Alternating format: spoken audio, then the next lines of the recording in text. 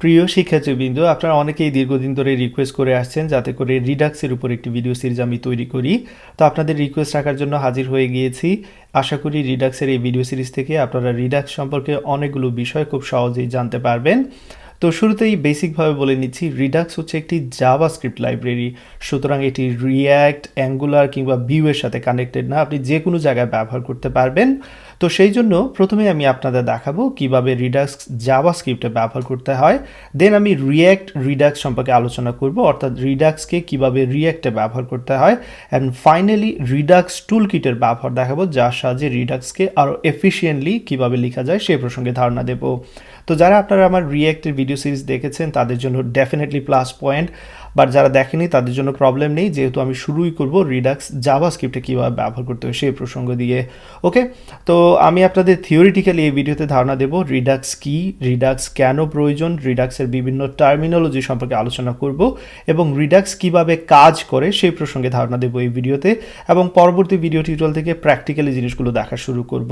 তো each and every video important, তাই প্রত্যেকটি ভিডিওর পাশে যে নাম্বার দেওয়া থাকে সেই নাম্বারগুলো মেনটেন করে ভিডিও দেখার চেষ্টা করবেন, এতে করে প্রত্যেকটি টপিক খুব সহজেই বুঝতে পারবেন ইনশাআল্লাহ। তো চলুন শুরু করা যাক, আমি আপনাদের স্ক্রিনে নিয়ে যাচ্ছি। তো আপনারা দেখতে পাচ্ছেন আমি আমার গিটহাব অ্যাকাউন্টে রয়েছি এবং এইখানে একটি রিপোজিটরি তৈরি করেছি রিডাক্স টিউটোরিয়াল নামে। এখানে আমার রিডাক্স রিলেটেড নলেজগুলো আপনাদের সাথে শেয়ার করব। অবশ্যই আমি এই লিঙ্কটি ভিডিও ডেসক্রিপশনে দিয়ে দেবো, যাতে করে আপনারা রিভিউ করতে পারেন রিডাক্সের নলেজগুলো। তো শুরু করছি। অবশ্যই এই ভিডিও টিউটোরিয়াল হচ্ছে ইন্ট্রোডাকশন টু রিডাক্স, যেমনটা আপনার ভিডিও টাইটেলে দেখেছেন। এখান থেকে আপনারা জানবেন রিডাক্স কি, এটি কেন প্রয়োজন, রিডাক্সের কিছু কমন টার্মিনোলজি এবং কিভাবে রিডাক্স কাজ করে, এই সকল বিষয় সম্পর্কে। তো রিডাক্স অলরেডি বলেছি একটি স্মল জাভাস্ক্রিপ্ট লাইব্রেরি। এর উদ্দেশ্য হচ্ছে স্টেটকে গ্লোবালি ম্যানেজ করা। আবার বলে নিচ্ছি, রিডাক্সের মেইন উদ্দেশ্য হচ্ছে স্টেটকে আমাদের অ্যাপের মধ্যে গ্লোবালি ম্যানেজ করা। তো স্মল প্রজেক্টের ক্ষেত্রে আমরা রিডাক্স ব্যবহার করব না, সেক্ষেত্রে আমরা ইউজ কনটেক্সট, ইউজ রিডিউসার এই হুকগুলো ব্যবহার করতে পারি। যারা আমার রিঅ্যাক্টের সিরিজ দেখেছেন আশা করি এই হুকগুলোর ব্যবহার শিখে নিয়েছেন। বাট মিডিয়াম এবং লার্জ প্রজেক্টের ক্ষেত্রে ডেফিনেটলি রিডাক্স ব্যবহার করা একটা ভালো বিষয়। এক্ষেত্রে আমরা খুব সহজেই আমাদের স্টেটগুলোকে ম্যানেজ করতে পারবো। রিডাক্স আসলে কোডকে সহজভাবে বা কুইকলি লেখার মেইন উদ্দেশ্য নয়। রিডাক্সের মেইন উদ্দেশ্য হচ্ছে যে স্টেট কিভাবে চেঞ্জ হচ্ছে, ডেটা কিভাবে আসছে, এই সকল বিষয় খুব ক্লিয়ারলি বোঝানোর জন্যই আমরা রিডাক্স ব্যবহার করি। তো এই মুহূর্তে এই জিনিসগুলো না বুঝলেও হবে, বাট ডেফিনেটলি আপনারা স্লোলি এবং প্রত্যেকটা বিষয় খুব ডিটেইলসে বুঝতে পারবেন পরবর্তীতে।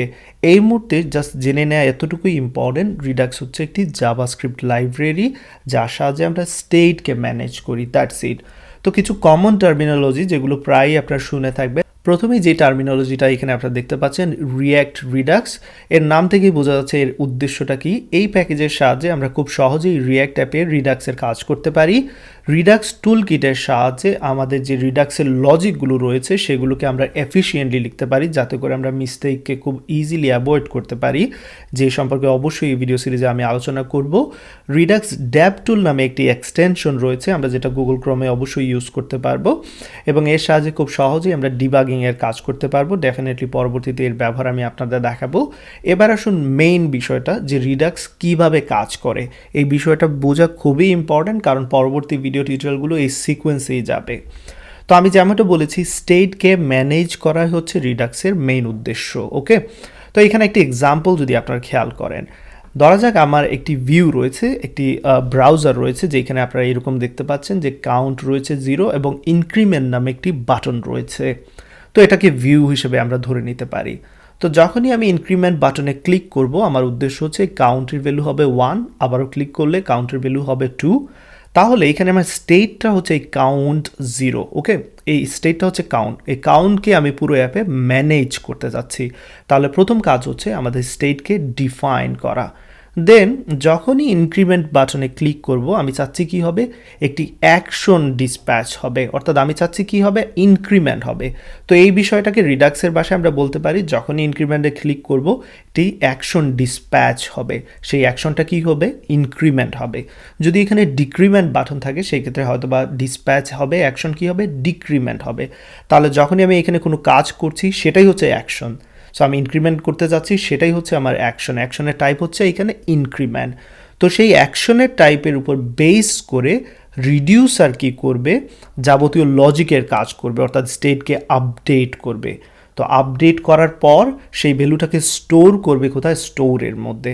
সো স্টোরের কাজ হচ্ছে স্টোর করা সকল স্টেটকে, আমাদের অ্যাপের সকল স্টেটকে। ওকে, সো এখানে এই তিনটা ইম্পর্টেন্ট বিষয় কিন্তু, অ্যাকশন, রিডিউসার, স্টোর। ভিউয়ের কথা এখানে আমরা চিন্তা করব না এই মুহূর্তে, পরবর্তীতে রিয়েক্টে যখন কাজ করব ডেফিনেটলি ভিউটা আমরা দেখতে পারবো। আবারও বলে নিচ্ছি, আমার স্টেটের প্রয়োজন। প্রথমে আমরা স্টেটকে ডিফাইন করব।